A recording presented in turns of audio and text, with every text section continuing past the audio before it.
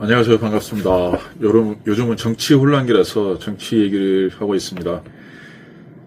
지금도 보면은 상당히 정치인들이 국가에 부담이 많이 되고 있습니다. 민주당, 국힘의힘, 이 양대 정당이 우리 사회에서는 가장 문제거리지 않는가, 그런 생각을 합니다.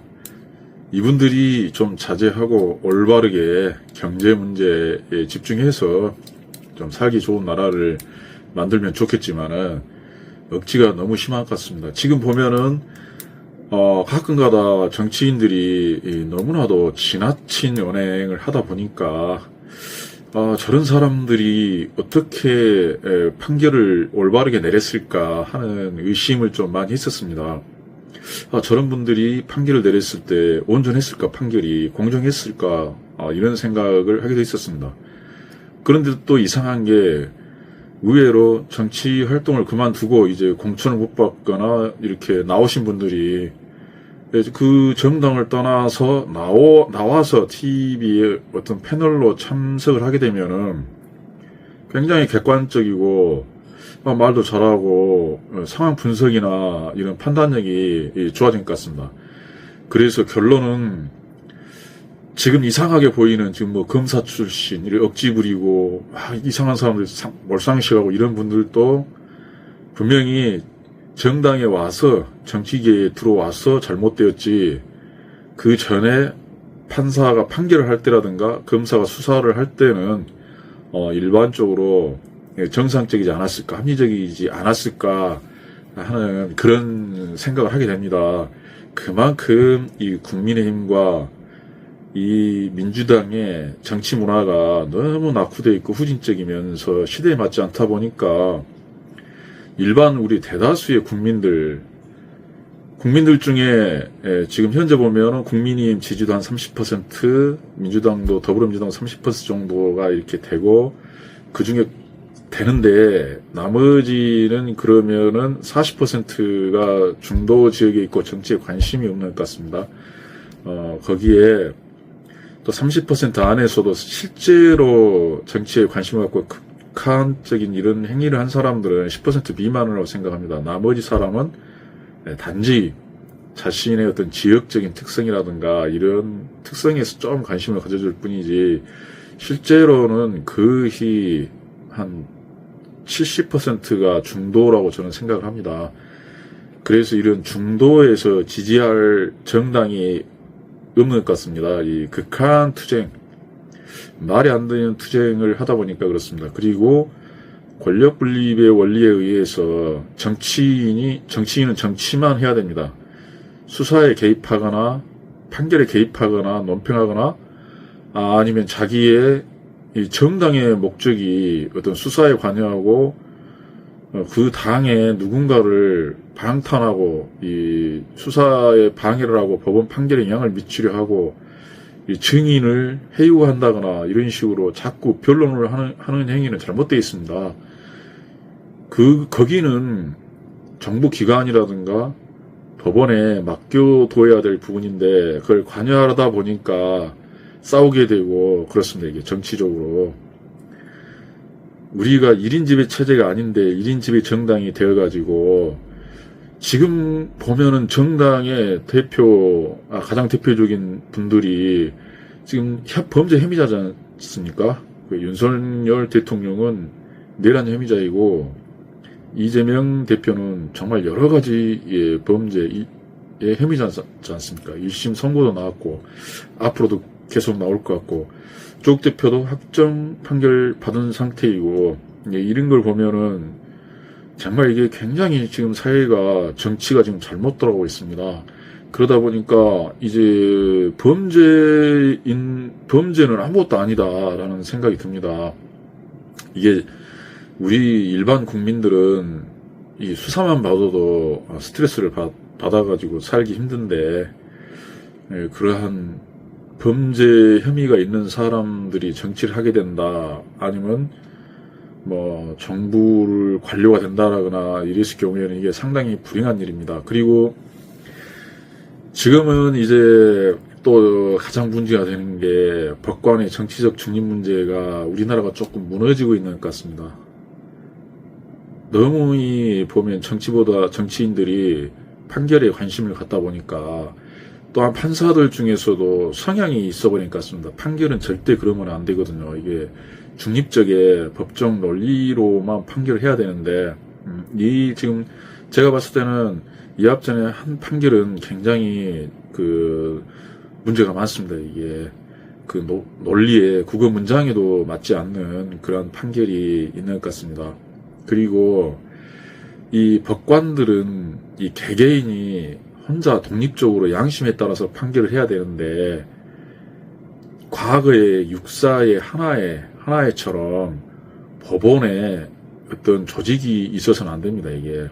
그게 보면 제가 봤을 때는 정말 이 자유민주주의 헌법연구회라든가 뭐 형법연구회, 민법연구회 막 이런 식으로 하면 좋겠는데, 정치적 성향에 따라서 연구회를 만들어서 이 판결을 하다 보면은 이게 이제 정말 이제 법원의 정치적 중립이 훼손되면서 재판이 이 법치주의를 잡아줘야 되는데, 거기서 무너지게 되면 이 사회는 이제 끝난다고 보면 되겠습니다. 이게 혼란한 사회가 되어버리겠습니다. 법관들은 정말 양심에 따라서 이렇게 법리대로 판단을 하고 문법에 따라서 논리에 따라서 판결을 해야지, 절대 정치적인 성향에 따라서 판결을 해서는 안 됩니다.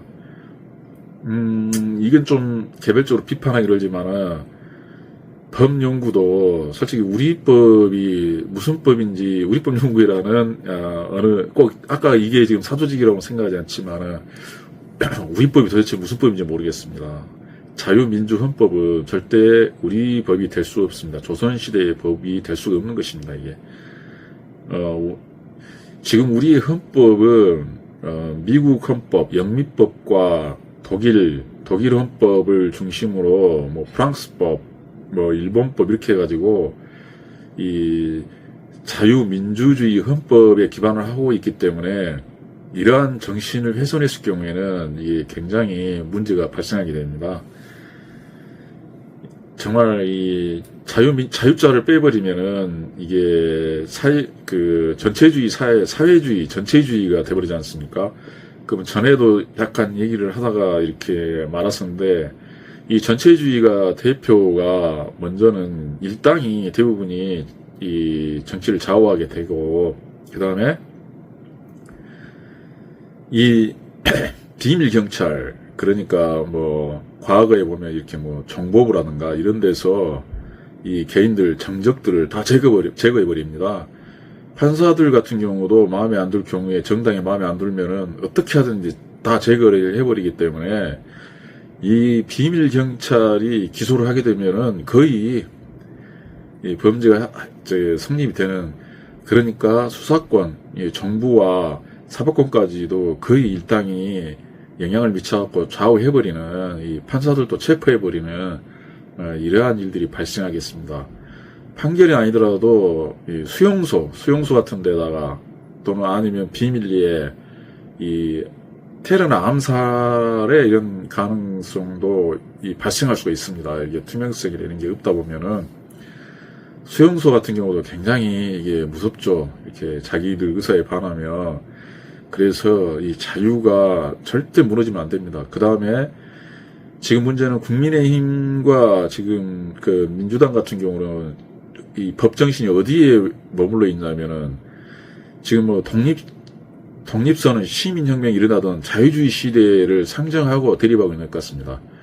그래서 마치 지금 독립운동 한 것처럼, 아니면 자유가 최고인 것처럼, 복지는 신경 안 써도 되는 것처럼 생각을 하고 있는데, 자유민주헌법 안에는 기본적으로 벌써 복지주의, 공익주의가 다 들어가 있습니다. 민법에도 마찬가지입니다. 이 사유재산 제도에도 수정을 가해서 공공복리를 위하게 되어 있습니다. 이게 복지를 강화해야 된다는 것입니다. 이렇게 복지라는 게 사회적 약자를 배려하고 이 국가에서 이렇게 보살피는 이런 거 있지 않습니까? 기본적으로 자유롭게 살 때 그런 걸 보장해야 됩니다. 이게. 그리고 우리가 보면은 자유보다는 사회주의나 전체주의가 좋아할 수도 있습니다. 이렇게 공무원처럼 아무 걱정 없이 월급만 받고 살면은 국가에서 보장을 해주기 때문에 좋다라고 생각하는데, 이랬을 경우에는 상호간의 감시라든가 비밀 경찰 이런 그런 이 감시가 심하기 때문에 공무원 생활이다 보시면은 그 회사나 그 기관 안에서는 상당히 힘들지만 퇴근하면 자유롭지 않습니까? 개인의 자유가 우선시되는 이런 게 되는데, 레크리시나 취미 활동 이런 것도 할 수 있지만은 이게 전체주의가 쌓여되면 이제 그거에 싹 무너지고 감시체제와 정말 이 우리가 즐기는 자유가 사라진다고 생각하면 되겠습니다. 회사에서도 참으면서도 거기서도 보면 전체주의 사회가 아니기 때문에 개인의 자유라든가 이런 부분들이 눌려있지만 그래도 보장받지만은, 이게 완전히 모든 사회에서 공무원처럼 생활한다, 배급사회를 한다 이랬을 때는 정말 이렇게 힘든 겁니다. 그러니까 너무 자유라든가 이런 걸 자유를 너무 감당하지 못해서 사회주의가 좋지 않나라고 생각해서는 이게 안 됩니다, 이게. 왜냐하면 언론의 자유도 그 경우에는 다 사라져버리고 굉장히 생각보다 험한 생활을 하게 될 수 있다 하겠습니다.